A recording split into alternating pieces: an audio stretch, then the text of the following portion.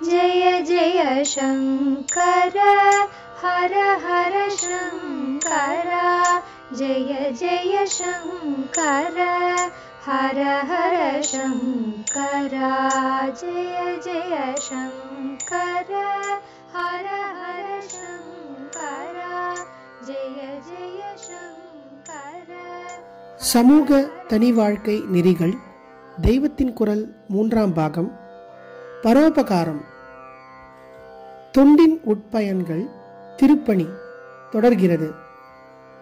சமூக சேவையும் தெய்வப்பணியும் கைகோத்து நடக்க வேண்டும் என்றுதான் ஸ்ரீ மத தொண்டு சபை என்பதாக மத சம்பந்தமாக துண்டு பிரசுரம் போடுபவர்களையும் பொது தொண்டு செய்யும் ஸ்ரீமட முத்ராதிகாரிகளோடு சேர்த்துவிட்டது. பகவான் நம்மை கண் திறந்து பார்க்க வேண்டும் என்று எல்லோரும் குறைபட்டு கொள்கிறோம். கருணை கடலான ஈஸ்வரன் கண்ணை திறந்து பார்த்து கொண்டேதான் இருக்கிறான். ஏன் அவன் நாம் இஷ்டப்படுகிற மாதிரி நமக்கு சௌபாகியங்களை தரவில்லை என்றால், நாம் கண்ணை திறந்து லோகத்தின் கஷ்டங்களை பார்த்து அது நிவர்த்தியாவதற்கு நம்மாலான உபகாரத்தை பண்ணாமல் இருப்பதால் தான். நம் மனஸ் மற்றவர்களிடம் தயையால் நிரம்பினால் உடனே கருணையே உருவமான ஈஸ்வரனும் நமக்கு தயை புரிவான். ஆனதால் கண்ணை திறந்து பார்க்க வேண்டியது நாம் தான், பகவான் அல்ல. கண்ணை திறந்து பல தினசாக கஷ்டப்படுபவர்களையும் பார்த்து நம்மாலான வரையில் அதை நிவர்த்தி பண்ண வேண்டும். அது மட்டும் போதாது, அவர்களும் தங்கள் கண்ணை திறந்து கொண்டு இத்தனை கஷ்ட நிவர்த்திக்கும் எவன்தான் மூல காரணமோ, எவனுடைய கருவி மாத்திரமாகவே தான் நாம் தொண்டு செய்வதல்லாமோ அவனை பார்த்து இந்த கஷ்டம் சுகம் எல்லாவற்றையும் விட பெருசு அவனை அடைவதுதான் என்று உணரும்படியாக பண்ண வேண்டியதே நம்முடைய தலையாய பணி. நம் மதத்தில் பொது துண்டு உண்டா என்று கேட்பவர்கள் கேட்டுவிட்டு போகட்டும். நான் சொல்கிறேன், இப்போது நம் மதத்துக்கே தொண்டால்தான் வேலி போட்டு இதை விட்டு எவரும் போகாதபடி பார்த்து கொள்ள வேண்டும். ஹிந்து மதம் வேலி இல்லாத தர்காஸ்து நிலம் மாதிரி கிடக்கிறது.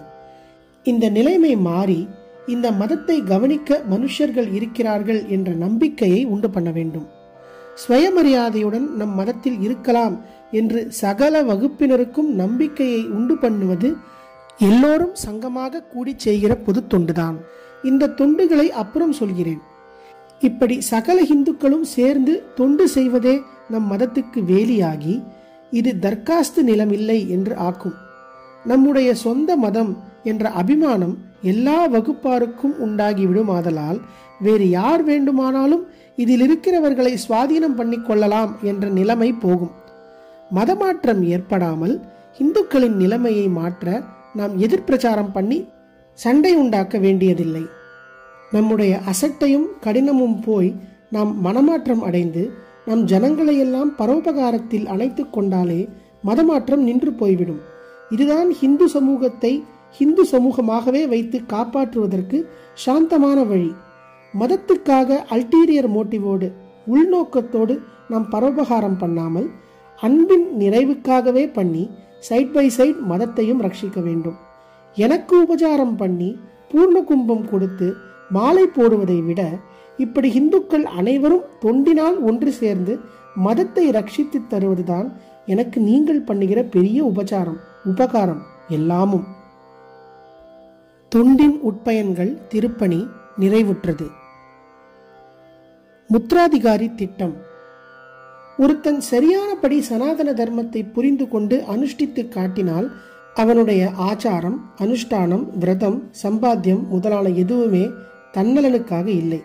ஆனால் இந்த உயர்ந்த தத்துவம் வெறும் தத்துவமாக புஸ்தகத்திலும் மூளையிலும் மட்டும் இருந்து கொண்டிருக்காமல் வாழ்க்கையிலே பிரகாசித்துக் கொண்டிருந்த தர்மம் எப்படியோ பிற்காலத்தில் வீணாகிவிட்டது. இதை மறுபடி புத்துயிரூட்ட வேண்டும்.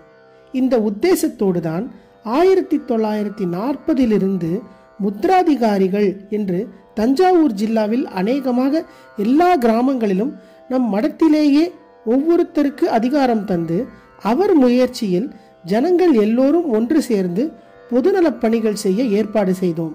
அதிலே பூர்த்த தர்மம் என்று மேலே சொன்ன குளம், கிணறு வெட்டுகிற காரியங்களோடு இந்த தர்மமெல்லாம் பூர்த்தியாகிற பகவத் கைங்கரியங்களாகிற தேவாலய பாதுகாப்பு, ஏகாதசி புராண படனம் முதலியனவும் நன்றாக நடந்து வந்தன. கோயில் கோபுரங்களிலும் மண்டபங்களிலும் முளைத்திருக்கும் மரம் செடிகளை பிடுங்குவது, பிராகாரத்தில் நெருஞ்சி முள் முதலானதுகளை அப்புறப்படுத்துவது முதலான காரியங்கள் தேவாலய பாதுகாப்பாக செய்யப்பட்டன. கோ சம்ரக்ஷணை. ஹிந்துவாக பிறந்த ஒவ்வொருவனும் ஒவ்வொரு நாளும் ஒரு பசுவுக்காவது ஒரு பிடி புல் கொடுக்க வேண்டும். தோட்டம் உள்ள எல்லோரும் அதில் கொஞ்சமாவது மாட்டுக்கேற்ற அகத்திக்கீரை போட வேண்டும் என்றெல்லாம் ஏற்பாடு செய்து அதன்படியே ரொம்ப பேர் நடத்தி வந்தார்கள். மாட்டுக்கு ஒரு பிடி என்பதை கோகிராசம் என்று சொல்லியிருக்கிறது. இதிலிருந்துதான் இங்கிலீஷில் புல்லுக்கு கிராஸ் என்று பெயர் வந்ததோ என்னவோ. மேய்ச்சல் நிலமெல்லாம் குடியமைப்பாயும் தார் ரோடாயும் மாறி வருவதால் கொல்லையிலேயே துண்டு இடம் இருந்தால் அதில் ஆத்தி அருகு வைத்து கால்நடைகளுக்கு கொடுக்க வேண்டும். இதற்கெல்லாமாவது கொஞ்சம் செலவு தியாகம் பண்ண வேண்டி இருக்கிறது. இது கூட இல்லாமல் நம் அகத்தில் கரிகாய் முதலியவற்றை நறுக்கும் போது தோலை வீணாகத்தானே போடுகிறோம். அப்படி போடாமல் சிலர் வீடு வீடாக போய் இந்த தோலை எல்லாம் கலெக்ட் பண்ணி மாடுகளுக்கு போட ஏற்பாடு பண்ணினோம். நான் திரும்ப திரும்ப சொல்லி சொல்லி அநேக இடங்களில் இந்த காரியம் நடந்தது. இப்போதும் கூட பல இடங்களில் தொடர்ந்து நடக்கிறது. உண்டி வாயிலே மெக்கானிக்கலாக பணத்தை போடுவது பெருசில்லை. அதுவும் இப்போது இருக்கிற இன்ஃப்ளேஷனில் எவரும் ஏதோ கொஞ்சம் உண்டியில் போட்டுவிட்டு போய்விடலாம். அதுவும் பண்ண வேண்டியதுதான்.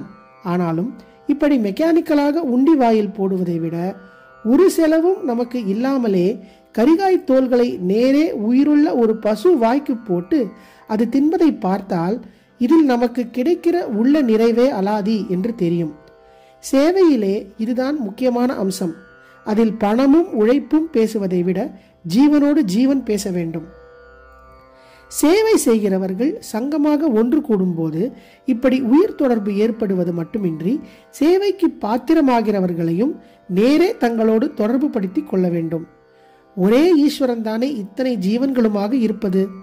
ஜீவலோகத்துக்கு சொருகிற அன்பினால் சேவையால் அந்த ஈஸ்வரத்துவத்தை அனுபவித்து அவனுக்கு வழிபாடாகவே இதை செய்வதுதான் சேவையின் சாரம். கறவை நின்ற மாடுகளை அடிமாடுகளாக விற்காமல் ஜீவிய காலம் வரை அவற்றை காப்பாற்ற வழி செய்ய வேண்டியதும் நம் ஒவ்வொருவருக்கும் உள்ள கடமை. தாயாருக்கு செய்ய வேண்டிய கடமைக்கு சமதையான கடமை. பகவத் சிருஷ்டியிலேயே தன் கன்றுக்கு வேண்டியதை விட உபரியாக மற்றவர்களுக்கென்றும் பாலை சுரக்கிற பசு நமக்கெல்லாம் தாயார்தான்.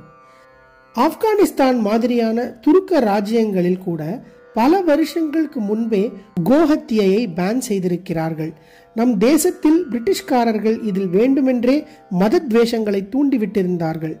எந்த சர்க்கார் இருந்தாலும் எந்த சட்டம் வந்தாலும் வராவிட்டாலும் பசுக்கள் கசாப்பு கடைக்கு போகாமல் பார்த்து கொள்ள வேண்டியது நம் புனிதமான கடமை என்று நாம் இருந்தோமானால் கோமாதாவுக்கு ஹானி இல்லை. இதிலே நாம் குஜராத்தி மார்வாரிகளை பார்த்து அவர்களிடமிருந்து கற்றுக்கொள்ள வேண்டும். கோபாலகிருஷ்ணன் வாசம் பண்ணின பிரதேசமானதால் போலிருக்கிறது. இவர்களுக்கு கோரக்ஷணத்தில் அலாதி பற்றி இருக்கிறது. முன்காலங்களில் பசுமடம் என்று வைத்து நம் கிராமமெல்லாம் போஷிக்கப்பட்ட இந்த தர்மத்தில் பிற்பாடு நாம் சிரத்தை இழந்து விட்டோம்.